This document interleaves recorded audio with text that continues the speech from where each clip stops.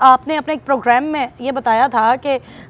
एक कत्ल है, FIR है, 3 है, तो हमें ज़रा उसको एक्सप्लेन थोड़ा सा करके बताइएगा। बेटे मैंने जब ये बात की है ना उस दिन ये यानी कि इसका इकबाल जुर्म था और लोग इसको इकबाल जुर्म कह रहे हैं, मैं इसको इकबाल जुर्म नहीं कहता। ये होता है ना पुलिस की कस्टडी के दौरान जब उसकी तफ्तीश होती है ना तो बंदा एक बयान देता है, इस बयान को आप इकबाल जुर्म नहीं कह सकती। और दूसरी बात ये होती है ये DSP जो का बड़ा काइयाँ था, खुद DSP था, सारे मामला को समझता है। एक चीज़ मैं आपके ऑडियंस को बतानी चाहता हूँ कि कोई भी शख्स दौरान हिरासत जब उसकी गिरफ्तारी पड़ चुकी हो, वो कागजात में गिरफ्तार हो चुका हो,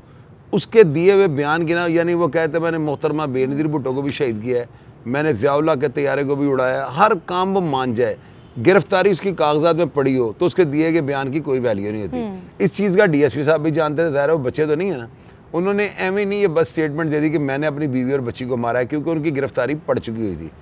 अब मैंने जो बात की थी कि भाई 3 FIR हैं, मेरा तो तजर्बा यही था चूँकि शुरू में ये अफवाह उड़ी है कि जी या बात ये लोगों को तक पहुंची है या सोशल मीडिया के जरिए हमें ये पैगाम मिला है कि DSP साहब ने कहा जी मैंने इनको गोलियां मार के मारा था और एक की बॉडी मैंने शेखपुरे फेंक दिया, एक की बॉडी मैंने काने में फेंक दिया। अब अगर गोली लगी हुई लाश कहीं से मिले तो ये हो ही नहीं सकता, ये इम्पॉसिबल है कि आप ये कहें कि उसकी बॉडी को जो है ना वो गुमनाम एक जो है ना एक FIR दर्ज करके रपट दर्ज करके उसको दफना दिया जाए, ऐसे नहीं हो सकता।